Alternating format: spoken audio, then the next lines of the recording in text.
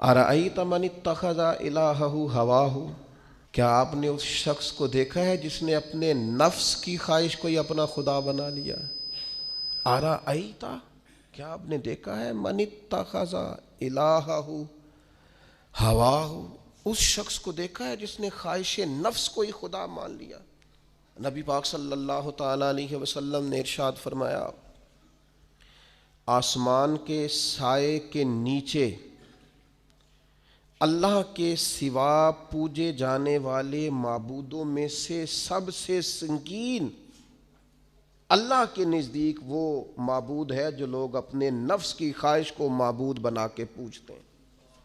رب کہتا ہے انہوں نے اللہ کے مقابلے میں معبود بنا لیا۔ کس کو؟ نفس کی خواہش کو۔ ایک طرف اللہ کا حکم ہے، ایک طرف نفس کی خواہش ہے، چلتے کس طرف ہیں؟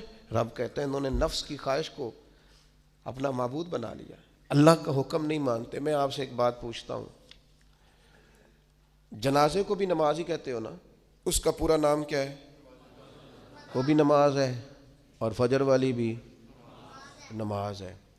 کتنا دوڑ رہا ہے بندہ، محلے کا ایک علاقے کا ایک بااثر آدمی انتقال کر گیا، دوڑ رہا ہے، چھٹی لی ہے، بھاگا آیا ہے، جلدی سے وضو کیا ہے، جنازہ پڑھنا ہے، لمبا چوڑا رش ہو گیا، صفیں گنی نہیں جا رہی، سر گنے نہیں جا رہے۔ یہ کس لیے آئے؟ کہتے ہیں نماز پڑھنے ہیں جنازے کی۔ اگر تو آئے ہو نماز پڑھنے تو فجر بھی نماز ہی ہے، ظہر بھی نماز ہے، عصر بھی نماز ہے، مغرب عشاء بھی۔ اگر تو نماز پڑھنے آئے ہو تو بتاؤ یہ والی چھٹی تم نے 5 نمازوں میں کیوں نہیں لی؟ اگر تو آئے ہو نماز پڑھنے تو پھر بتلاؤ یہ والا اہتمام فجر میں کیوں نہیں ہوا؟ یہ تم نماز پڑھنے نہیں آئے، یہ ہم اللہ کے حضور حاضری دینے نہیں آئے۔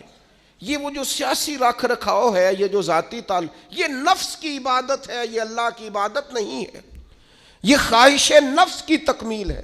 یہ رب کی عبادت، یہ تو اپنے خواہش کے پیچھے دوڑے آئے ہو۔ مجھے بتلاؤ نا۔ وہ ایک شاعر تھے، انہوں نے بات تو بڑی غلط کی، لیکن چلو بعض اوقات نصیحت کے لیے کچھ باتوں کو دہرا دینا چاہیے۔ پاکستان کے ایک معروف شاعر تھے، ان سے کسی نے کہا کہ آپ مسلمان ہیں؟ کہنے لگا آدھا مسلمان ہوں آدھا کافر ہوں۔ اور کس طرح؟ کہنے لگا اسلام کے اندر خنزیر بھی حرام ہے اور شراب بھی حرام ہے، لیکن میں خنزیر نہیں کھاتا، شراب پی لیتا ہوں، معاذ اللہ ثم معاذ۔ کہنے لگا خنزیر سے مجھے نفرت ہے، شراب میں چھپ کے کہیں کونے میں جا کے پیتا ہوں، تو آدھا مسلمان ہوا نا۔ کہ اگر تو میں دین کا حکم سمجھ کے نفرت کروں تو پھر جتنی خنزیر سے کروں اتنی شراب سے بھی کروں۔ تو کسی نے اس پر تنقید کرنی چاہیے تو اس نے کہا ٹھہر جا ذرا سن، جس طرح شراب حرام ہے، جس طرح جوا حرام ہے، جس طرح خنزیر حرام ہے، ملاوٹ بھی تو اسی طرح ہی حرام ہے، حرام مال بھی تو اسی طرح ہی حرام ہے۔ یہ کیسی تمہارے نفس کی خواہش ہے کہ خنزیر نہیں کھاتے؟ کہتے ہیں کہ کسی علاقے میں ایک آفیسر تھا، تو وہ سب حرام مال اکٹھا کرتا تھا، تو کوئی کسی کی ضرورت ہی نہیں تھی اس سے بات کرنے کی۔ تو ایک بوڑھی اماں تھی، وہ بڑی حق بات کہنے کا مزاج رکھتی تھی، تو ان کی مرغی مر گئی، تو اس کے گلے پہ چھری چلا کے نا تو اس آفیسر کے گھر دے آئیں دیسی مرغی۔ تو وہ شام کو شکریہ ادا کرنے آ گیا، کہنے لگا اماں کمال کر دیا، دیسی مرغی تو کوئی کسی کو دیتا ہی نہیں۔ کہنے لگے بیٹے نہیں، کمال والی بات نہیں، مر گئی تھی۔ تو وہ ناراض ہو گیا، کہنے لگا مر گئی تھی تو میرے گھر کیوں دے دی؟ کہنے لگی سارا محلہ جانتا ہے تو سارا حرام کھاتا ہے۔ تو میں نے کہا یہ کروڑوں حرام کھا گیا تو کوئی مشکل نہیں، تو ایک مرغی سے کیا تکلیف دے گی؟ تو وہ اللہ نے اس کے دل میں بات ڈالی، اس کو اثر ہوا، وہ رونے لگا، کہنے لگا بات تو ٹھیک کر رہی ہے، کروڑوں روپیہ حرام کا آئے تو وہ چونکہ نفس پسند کر رہا ہے تو وہ ٹھیک ہے، اور ایک مرغی صرف چھری نہیں چل سکی مر گئی تو اس سے الٹی آ رہی ہے، کہہ رہی ہے کیا مطلب ہے اس کا؟ وہ ہمارے ایک دوست ہیں، وہ کہتے ہیں ہمارے زمانے میں لوگ اس طرح کے پرہیزگار ہیں کہ ایک شخص کو ایک نیا جوتا مل گیا کہیں گرا ہوا، اس نے اس کا مالک ڈھونڈنا شروع کیا، کسی کا نیا جوتا گر گیا سڑک پہ تو ڈھونڈتا رہا، ایک پیر تھا، ڈھونڈتا رہا، وہ کس کا ہے بھائی کس کا ہے؟ تھوڑی دیر آگے جا کے اسے اس کا دوسرا پیر بھی مل گیا، پھر اس نے مالک ڈھونڈنا چھوڑ دیا۔ پہلے وہ نیک تھا، کیونکہ ایک جوتا تھا نا، پہن نہیں سکتا تھا۔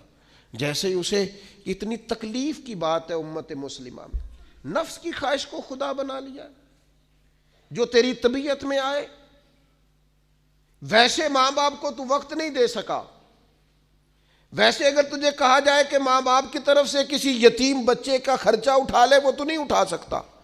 تیرے ماں باپ چلے گئے، ان کی وجہ سے تو کسی غریب بہن بھائی سے تعاون کر تاکہ ماں باپ خوش ہوں، ایصال ثواب، وہ تو نہیں کر سکتا۔ دیکھیں چیلم پہ 50 پکیں گی، جو کہ پتہ چلے نا برادری کو کہ جناب نے چیلم کیا۔ یہ نفس کی خواہش کو خدا بنا لی۔ سیاسی افطاریاں ہو رہی ہیں، کسی کی نیت پر شک نہیں، اچھی نیت سے لوگ افطاری کراتے ہوں گے، لیکن وہ گھروں کا بھی تو ہمیں پتہ ہے نا کہ جہاں لوگ آٹا بھی اس لیے تھوڑا پکاتے ہیں کہ کل بھی اس کی ضرورت ہے۔